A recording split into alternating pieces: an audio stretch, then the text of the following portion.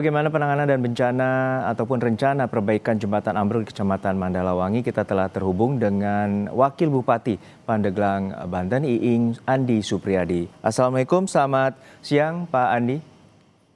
Waalaikumsalam, Ya, selamat siang. Siap, Kang? ya Pak, untuk saat ini sejumlah murid kita ketahui bahwa pada hari Senin hingga Rabu kemarin harus bersusah payah dan juga dalam berisiko untuk berangkat ke sekolah karena ada jembatan ambruk. Lalu saat ini seperti apa sebenarnya proses perbaikan untuk jembatan itu?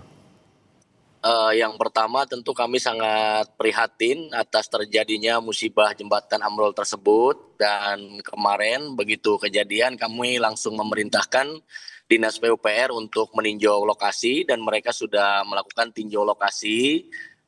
Kemarin juga kita berkoordinasi dengan Camat Kecamatan Mandalawangi sehingga Camat dengan Kepala Desa dan warga melakukan swadaya sementara untuk penanganan jembatan tersebut supaya bagaimana para siswa bisa melakukan aktivitas untuk melaksanakan sekolah di pagi hari dan sore hari.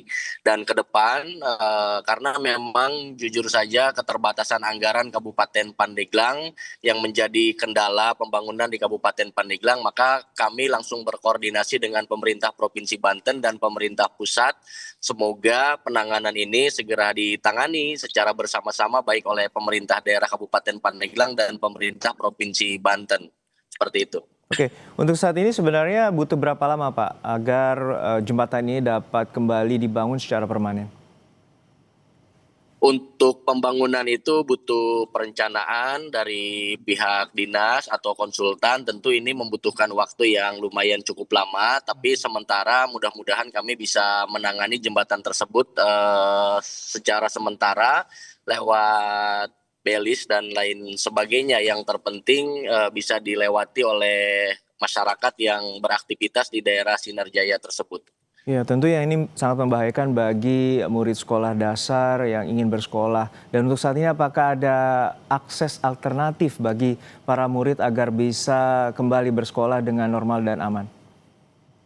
Untuk akses sementara memang ada, kemarin juga sudah disurvei, meskipun jaraknya lumayan cukup jauh, namun demikian jalan tersebut akan kami fungsikan untuk supaya aktivitas masyarakat tidak terhambat seperti itu.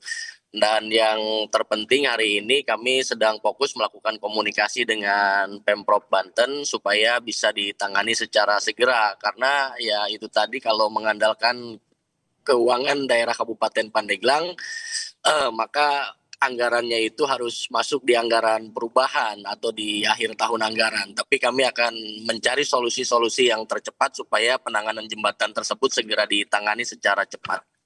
Ya, Pak, untuk saat ini sebenarnya terdampak SDN Sinarjaya betul, dan apakah juga ada alternatif untuk melakukan pembelajaran jarak jauh demi keamanan anak-anak di sana?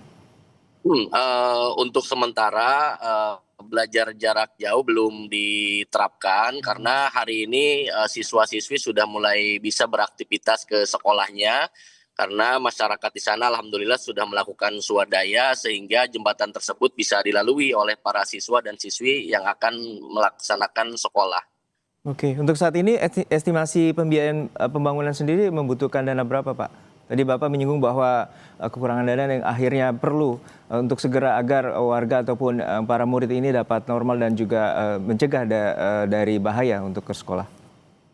Ya, tentu untuk anggaran harus dihitung secara teknis oleh dinas terkait ya, karena itu ada ombudsman termasuk panjang jembatannya juga berapa, tapi kurang lebih membutuhkan anggaran kalau tidak salah perkiraan sekitar 2,5 miliar sampai dengan 3 miliar seperti itu.